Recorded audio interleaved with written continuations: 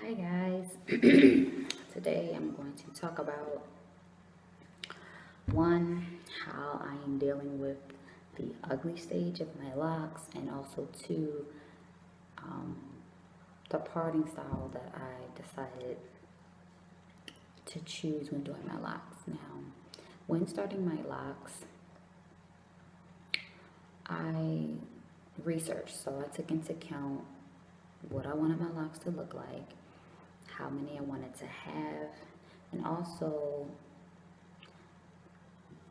the thickness of my hair. So when I did my research, I found that because I have thinner hair or less dense hair, that I would need to create more locks in order for my hair to look full, because less locks will make my hair look very thin and limp and just not like I have a head full of hair, looking like I have all these missing spots in my hair. Okay, so I'm gonna take this off because I need to like show you what's going on. So I decided that I was like going through and like looking at different people's locks on Instagram or Facebook, and like actually like I was like obsessed with it, like trying to see how many locks they had versus how much I thought they had. Most of the people that I was looking at had like over 200 locks, like the fullness of their hair, the amount of locks that make their hair look very full. It was like 240, 260 locks. I mean, it was a lot. And that's what I decided that I want to do to my hair. Like, I had this perfect number. I was going to do 240. I was going to do part my hair in 4 sections and do 100, no, was it 60 locks in each section. That is how obsessed I was with having this perfect number of 240 locks. But when I started doing my locks, I realized one, my locks aren't. My head is not shaped like that other person's head. My head is narrow, and that person, they have like a wider shaped head. Not trying to say that they have a big head or anything, but it's just not the same. Like, our structure is different. So that was number one, that I realized that I was not going to be able to have exactly 140 locks. Two, I realized that my hair is not that thick. So while I was still trying to have a good part to lock ratio, meaning I don't have these very small parts, or I don't have these very big parts, because I know that my lock is, I mean, it's going to get thicker, but it's not going to get so thick even if I part my hair big, because I don't have thick hair. So that was what I took into account also. Another thing, my thicker locks are around the edges. I did not want, even though my locks aren't thick at all, I did not want my hair to be thin around the edges. I really wanted a good foundation of locks to have around the edges. Even if the lock itself looks small,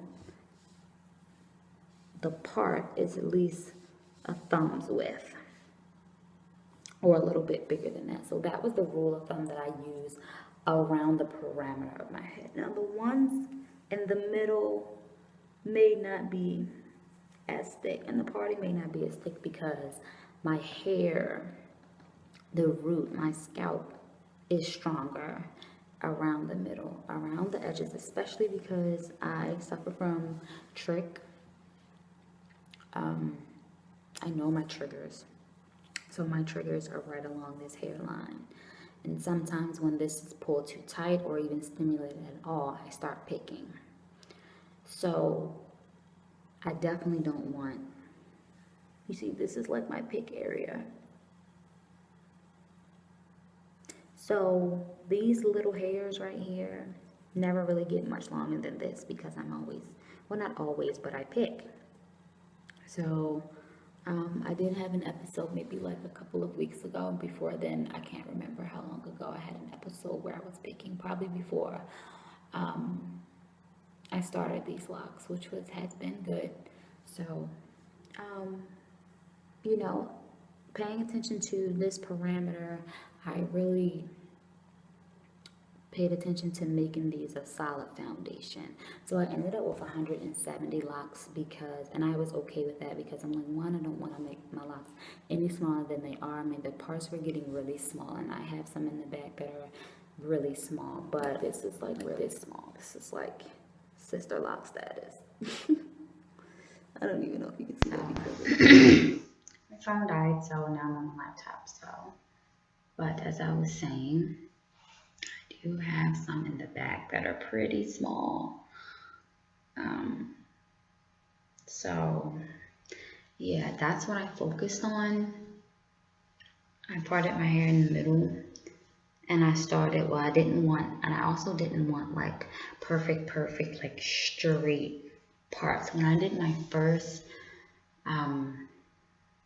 set of locks, I didn't want any parting, I didn't want any style, I didn't want any structure, but as I started to try to style, things got a little difficult because I would have thick locks over here, and I would have thin, smaller locks in the middle, and I would have thicker locks in the back. Like, it just got really hard to style and like hard to be symmetric with hairstyles. Like, even though I'm not that big when styling, when I do style, I would like it to look nice and not to be so difficult to style because I have so many different sizes of locks.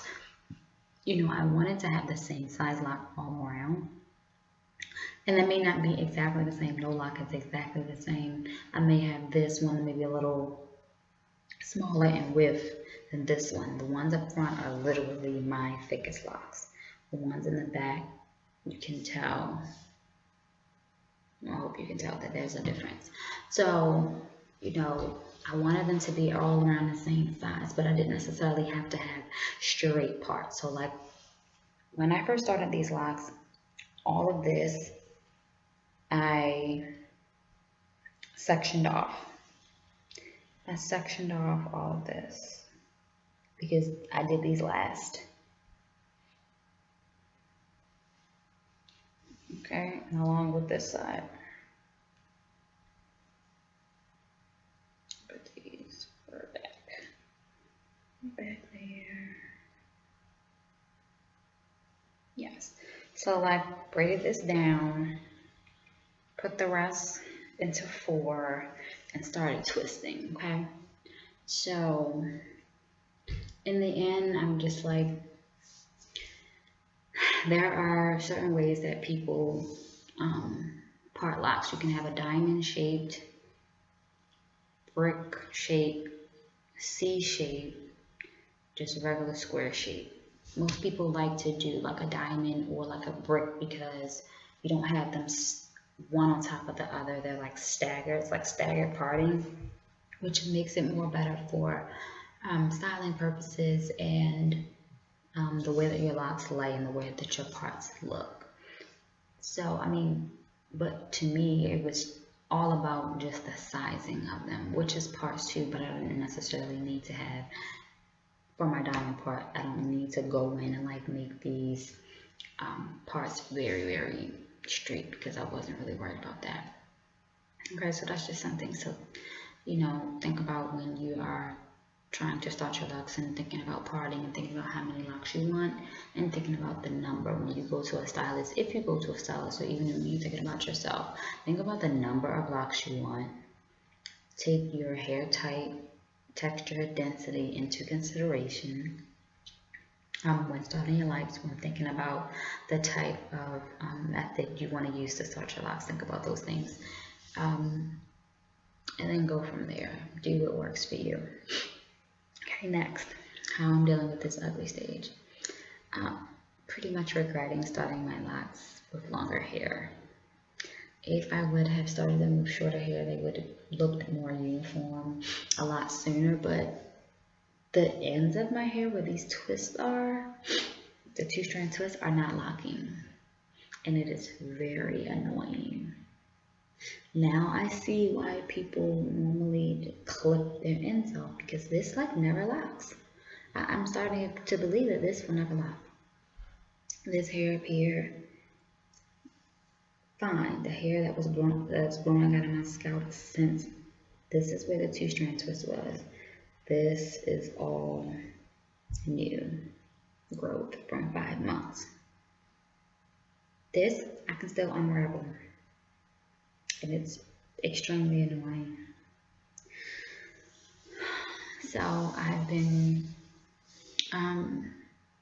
doing wadded hairstyles, curling my hair. I'll probably insert them on my 6-month video. This is just a video that I've been meaning to put out about my parting, about all that, but like I'm really feeling the ugly stage now. I'm really feeling it, and it's some days I think my hair is, I'm in love with it, like I think it's flourishing, and I'm good with it, but other days I'm just like, when will this be completely locked? I'm so tired of dealing with these straggly looking thin ends, and everything up here is just thick. I'm on my 5th month, so I'm not retwisting until my 6th month, which is next week.